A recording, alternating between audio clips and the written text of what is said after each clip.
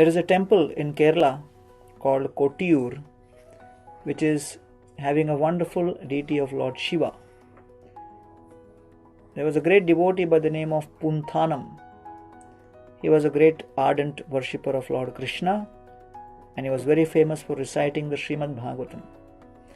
Every day he would recite in the temple premises. Hundreds and thousands of devotees would come, sit and hear from him.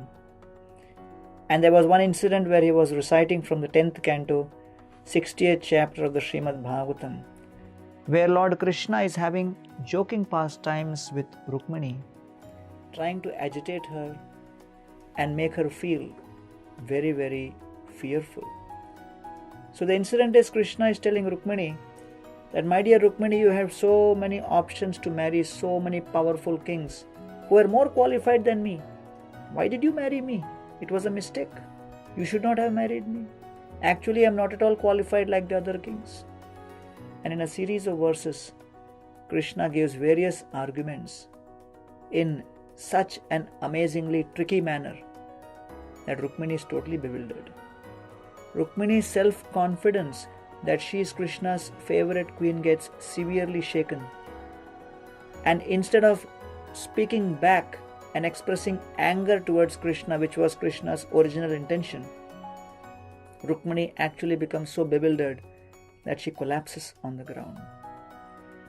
And then Krishna apologizes to Rukmini and says that actually I only wanted to see a frown on your face, anger in your entire attitude. But instead of seeing you angry, I see that you have collapsed helplessly.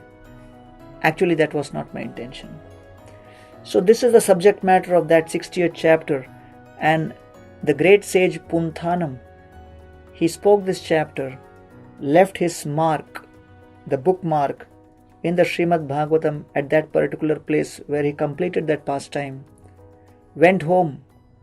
When he came the next day, he found that the bookmark was at the beginning of the chapter, and he recited the same episode again. He left the bookmark where the chapter ended, went home. Next day when he came, again he found that the bookmark was at the beginning of the chapter. He recited that chapter again. This happened for quite a few days. One day Punthanam had left something in the temple, so when he came back into the temple, he found that the door was locked, and from the key he looked inside and he heard a sound, and what he witnessed amazed him. Lord Shiva was sitting there speaking from the Srimad Bhagavatam, that same chapter. Parvati was sitting, and so many associates were sitting and hearing.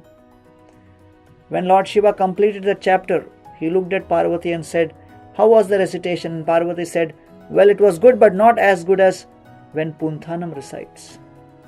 And then all the other associates and Parvati Devi's eyes were filled with tears. And Punthanam realized that the Srimad Bhagavatam and hearing of the Srimad Bhagavatam is such an auspicious, powerful, rare opportunity and privilege that even Mahadev, Lord Shiva, he takes pleasure in speaking the Srimad Bhagavatam. And therefore, it is described that Lord Shiva, he was so eager to hear from Punthanam.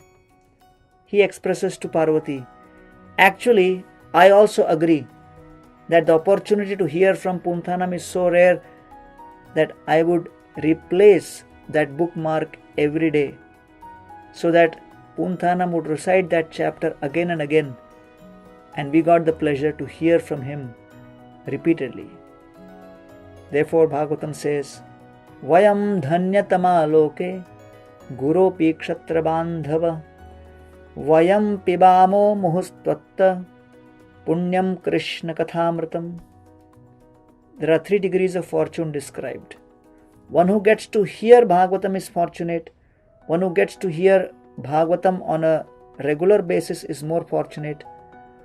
One who gets to hear Bhagavatam repeatedly is considered to be the most fortunate.